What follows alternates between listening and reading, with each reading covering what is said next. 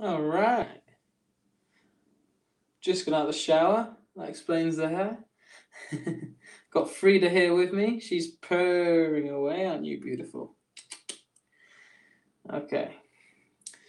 Well, this live stream is going to be me sort of sending out a love letter to the universe.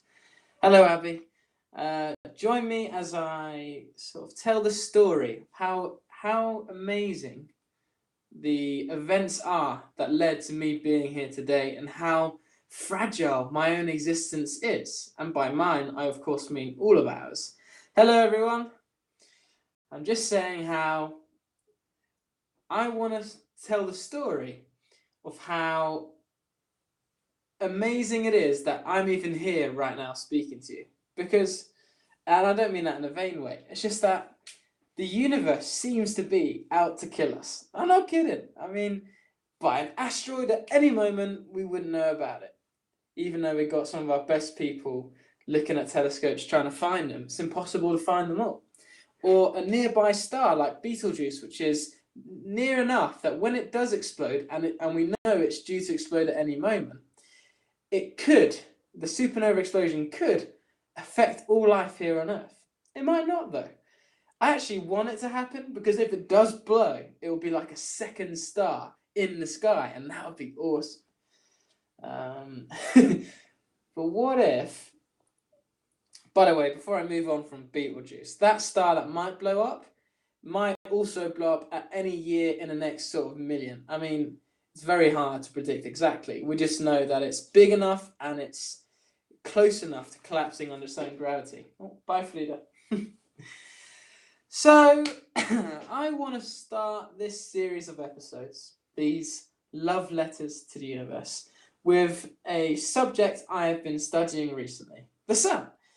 That may be obvious to some of my subscribers because I have got, I think now 25 videos just about sun-related topics. And I've already done a couple live streams about them, so I won't be just focusing on the sun. But that's where I'm going to start today's story.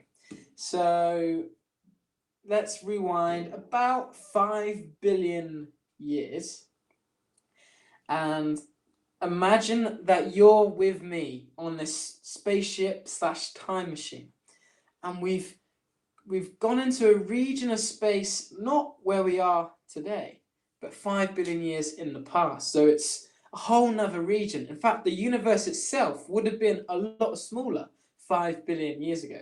Still pretty big though. And let's imagine we're looking out and everything around us is dark. We can't see much of anything except the stars that are light years away, even at the nearest. However, if we were to zoom out, let's say we went a few light years away and turned our telescopes or our binoculars back at that region of space that we thought was empty, we would actually see the bigger picture and how there's many, many clouds of gas and dust filled with these different chemicals, mostly simple elements like hydrogen and helium. And all together, what seems like something so insignificant coalesce together to form a nebula, this grand cloud of gas and dust. I mentioned in a previous video, if you were to just go to a region of space the size of Earth and collect all the particles that were in the nebula in that region, it wouldn't be as much as a human child. It would weigh less. It really is pretty much mostly empty. However, the size of most nebulas are hundreds of light years across. Just to sort of put that into perspective, a single light year is how far in distance light travels in a year. And bear in mind that light travels at 186,282 miles per second. This is trillions and trillions and trillions of miles in size. So what happens when gravity starts taking effect? Because even each individual particle has gravity because it has some kind of mass. So they pull on each other. And if it's just two exact particles, then somewhere exactly in the middle would be where they would orbit around. But the universe isn't just two equal things. No, it's a whole lot of random variable stuff. So all these particles, the bigger ones attract the smaller ones. And by that I mean the bigger lumps of matter. And eventually the big cloud gets bigger as smaller ones join it. And given enough time, perhaps thousands or millions or maybe even a billion years of attracting towards a central point, there's enough of them that their gravity is strong enough and forcing this amazing pressure on the clouds of gas and dust that nuclear fusion starts to take place when the atoms themselves merge together in the birth of light, and that's also the birth of the sun. Wow, this is going to take me longer than I thought. I had no real plan. I just wanted to share with you, and really just to sort of remind myself as well, because even if none of you are watching, I think it's healthy to think about just how incredible it is that we are here. Because learning sort of two things really. Learning how insignificant we are on the grand scheme of things. I mean, we are the universe, and we perhaps are the only life in the universe, which is really special. But it's also humbling that, our time is very short compared to the life of a planet or a star. And even so, yeah, learning that these bigger things like planets, comets, and stars could affect us so easily. You know what? I don't know what I'm saying. Let me just pause for a moment, have a sip of water while I try and gather my thoughts. Perhaps I'll read some comments while I have a little break.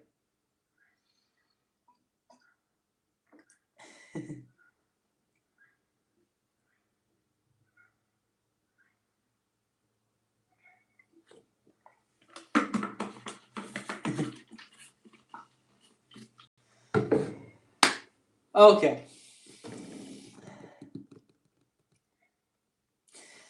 Where was I? I think what I was trying to say was that when I learn just how remarkable it is that I'm even here today, it humbles me, but it also gets me really excited to make the most of this short time I have. And that makes me excited, and not only do I want to learn more things and experience new things and meet new people and hear their stories and try things that haven't been tried before to sort of make my life interesting while I'm here on Spaceship Earth, I also want to share that with you, because an experience shared is much more rewarding, because then in the future we can reflect on our previous experiences and share those stories and go, oh yeah, I remember that. Well, making these videos is a similar kind of feeling for me. I mean, I've taught over 10,000 different people already in actual physical classes, mostly football lessons. And that feeling you get when you enrich somebody else's life, maybe you just put a smile on their face, and that's a big something. Or maybe, you impart some wisdom, or you help them overcome something difficult. When that happens, I swear to you, there's not any greater feeling in the world. This is why I want to be your online teacher. And who knows what positive reaction I can galvanize in my audience. Or maybe it's just a journey I go on that I, just for my own benefit, enjoy making the videos. So just reading some comments. Oh, that's lovely. Okay. I'm now going to try and spend the next 5-10 minutes to just geek out about the universe and how amazing it is that we're here today. So before, I mentioned how incredible it was, the birth of a star. Well, let's talk specifically about our sun. Between sort of 4.6 and 5 billion years old, after it first started fusing hydrogen into helium, it grew in size. And the more it grew, the more it attracted material around it. In fact, in our solar system, and that includes our sun, our planet, all the other planets, all the dwarf planets, all the comets, all the asteroids, if you add up all of that stuff, 99% of it, in fact, even more than that, is the sun, which only leaves less than 1% to make up all these other interesting objects in the universe. So, what percentage is my body, which I value, how much stuff made me compared to the rest of the solar system? I mean, I don't know, it kind of makes me feel insignificant. But also, you know, that I guess we're kind of rare. I mean, we are. And also how it doesn't take much to make life. And yet at the same time, it takes an awful lot to make life. Because I'm made of trillions and trillions of particles, all sort of encoded by DNA, which tells each individual cell what to do. Plus, I think I have free will. My consciousness controls what I do with my body. And that allows me to go on these interesting journeys throughout our planet, while our planet simultaneously is traveling through the sort of shadow of the sun as the star, our star, takes us on a journey through the Milky Way, our galaxy, filled with a couple 100 billion other stars and even more planets, probably, that we could go and explore one day. In fact, I just watched a Star Trek episode. To be honest, it weren't that great, but there's a few things about it that, you know, how they travel at light speed and they can go and explore and meet these other living creatures. Well, in our reality, it's possible that we are all there is. And I just want to sort of really drive that message home. We are one planet of 7 or 8, I forget, planets orbiting our single star. Our star is an average star. It is one of hundreds of billions of stars that are traveling together. But then there are hundreds of billions of galaxies.